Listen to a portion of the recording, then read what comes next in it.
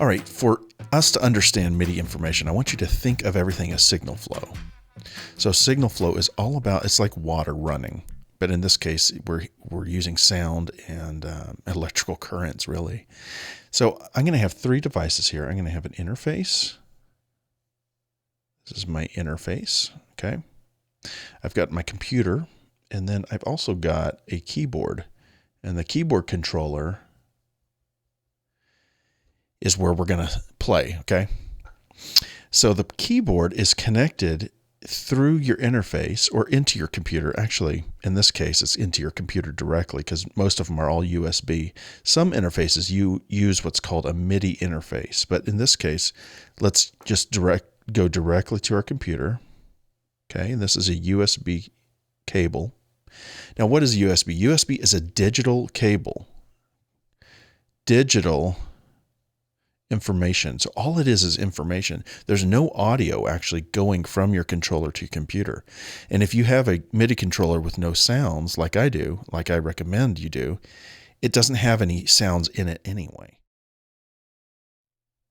All right, so we have MIDI information, which is what we're doing is the MIDI information is how long you hit each note, the length of each note, how hard you hit each note, which note you're hitting, if the sustain pedal's on, if the modulation wheel is being turned.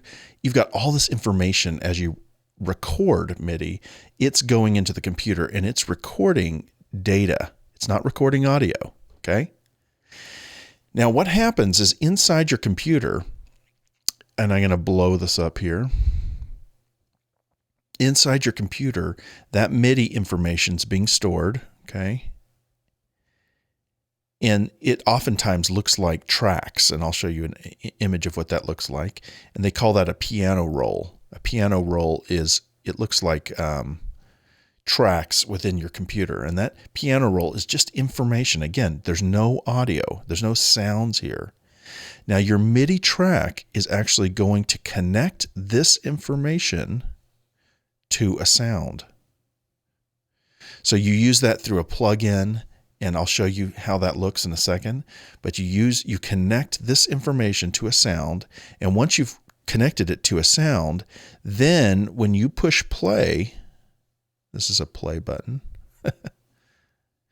it's connecting this sound to that information. Those are arrows. And it's sending that sound to your interface. Okay, it's sending it out of your DAW to your interface, which comes out to your speakers. These are speakers. All right, so again, you have MIDI information coming into your computer that you play, but that information is just recorded as information. There's no sound associated with it. Now, when you're playing it, you can immediately connect it to a sound. You can pull up a piano or something like that so you can hear it. That's called monitoring your sound. When you're monitoring your sound, you know kind of how it's going to sound. So, I mean, if you just played the keyboard with no sound, it would be impossible to come up with anything good. You've got to hear it. But you're not attached to that sound. So that's the key here, is that by doing it this way, you're not committed to this sound.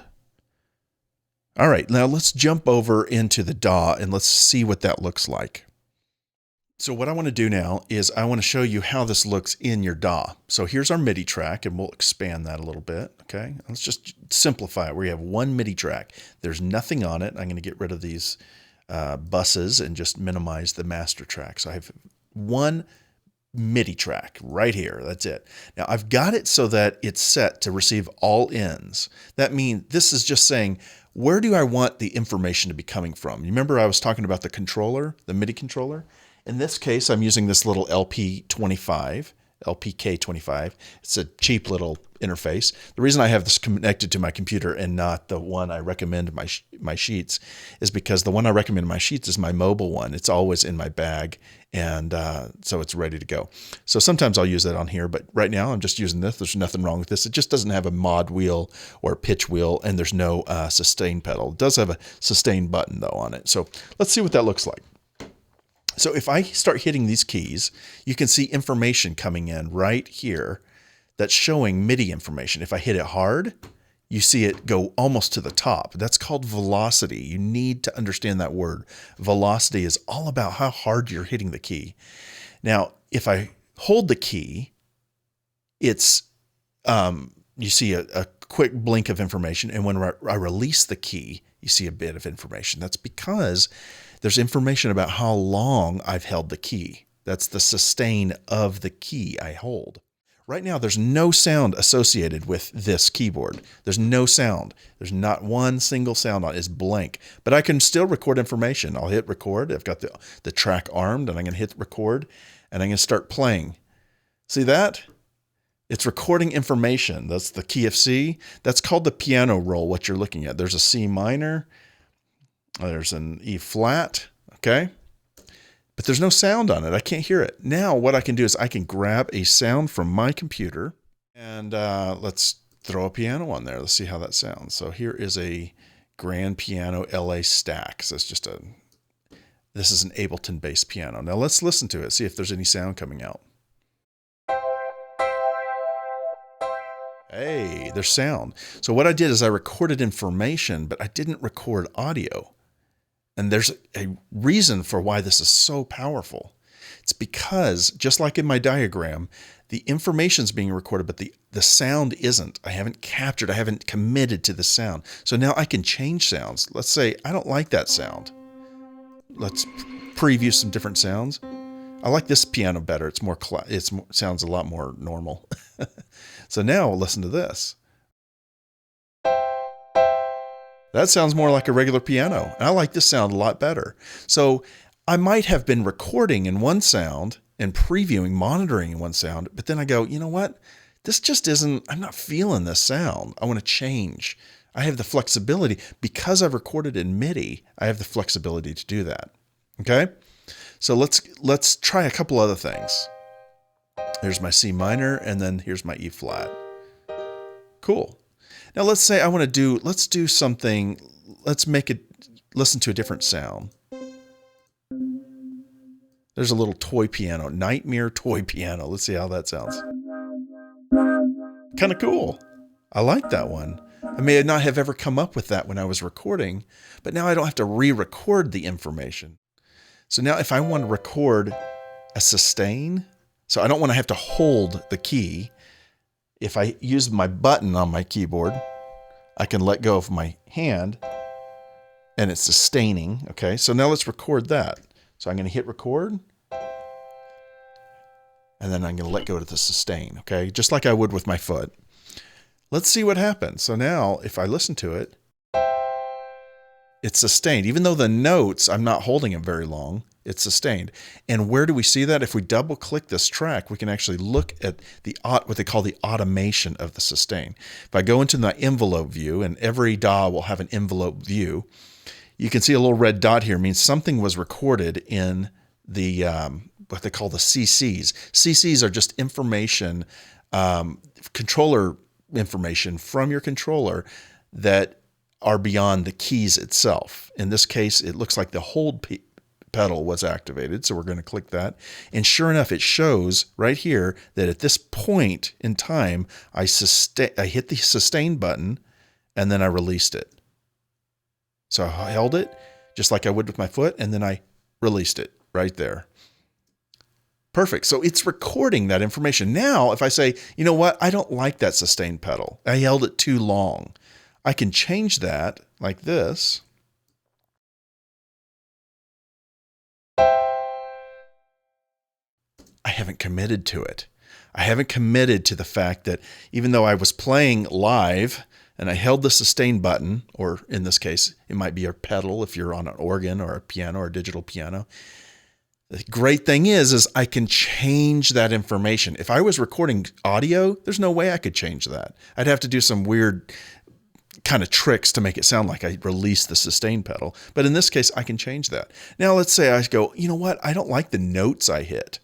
So I'll change it back to my note view like this. Excuse me. And I'm going to say, I want this note to be, instead of an E, I really wanted this to be a minor. So I can go I can change it to minor now. And then I'll say, I'm going to lengthen those notes because, or actually the sustain pedal's on. So if I go like this, cool. Now I've got a C minor chord. So this is a way you can change the notes. If you hit a wrong note, if you don't like the timing of the note, you can adjust the timing. If you don't like the octave the note is in, I can hold down shift and push arrow, and now it's way up here in a different octave. Or I say, you know what? I want to change keys. I want to change this to a B minor. Okay, let's put it back in sort of a note form here, and we can play it. There's a B minor now. So we've modulated the chord without ever having to play it back in. This is the power of MIDI. And the more things you can record in MIDI, the more options you'll have. Now there's a drawback. Sometimes MIDI can sound a little too artificial. And you've got to figure that out. And we're going to go over that in another lesson. But there is the power of MIDI I wanted to just show you. I want to show you one more thing. Let's record a MIDI channel, a MIDI track. So I'm going to open a MIDI track, and in Ableton Live, it's Shift Command T. And then I want to actually record, I'm going to mute this one. I want to record something, but I want a different instrument. I want an instrument that's something I bought maybe off of a website or Native Instruments or something like that. So we're going to grab something, and let's choose a contact instrument. So contact is just a kind of a shell plugin that you put other plugins in. And we're going to grab, I don't know, let's say an instrument from the contact library. Let's do something kind of cool. Maybe an organ. Yeah, an organ sounds good. So let's take Jazz Basic. Let's drag that in. All right, and let's see how that sounds. I like that. I like that. That's cool. So now what's going on is I'm bringing in all MIDI information from any MIDI controller I have. And by the way, you can have multiple MIDI controllers, and you can have them going to different sounds, different instruments. I'm bringing them all in, all the notes in, because I only have one controller, so I just put it to all ends. And then I'm sending it through this track, because I have a plugin listed on this track. I'm sending it into Contact, which is, I've loaded up this sound, and now I can control it. So I'm going to record.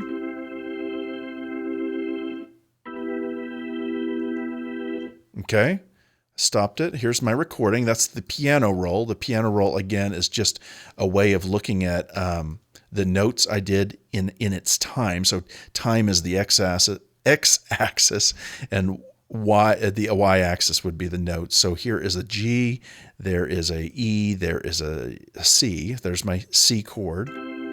Okay. Now I want to change it. And besides changing the note, I want to change the sound itself. So I'm going to bring up my plugin and say, there's too much reverb on this. So I'm going to take off the reverb. So now it's a little drier, and I'm going to add maybe some more the sound. The sound is always like the texture of the keys and maybe the pedal sound. Bring that up.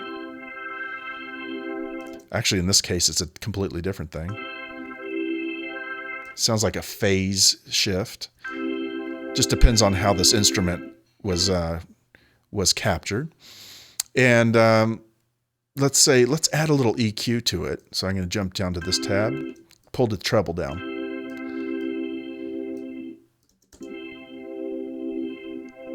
So now I've got all these options. I can change the sound on the fly, and it's changing it within the player itself, within the instrument. It's not changing it on the back end, it's changing it in the instrument. So I haven't committed. And again, this is the power of MIDI. So I record a lot of things in MIDI, and I recommend you do as well. This technology has been around since the 80s, I think is when it was invented, but it's been adapted. You now see almost every external MIDI instrument run through USB, which you used to have a special MIDI port on your computer or interface for MIDI. You don't anymore. You can just use USB. So there you go. There's a quick tutorial about MIDI. Let's move on.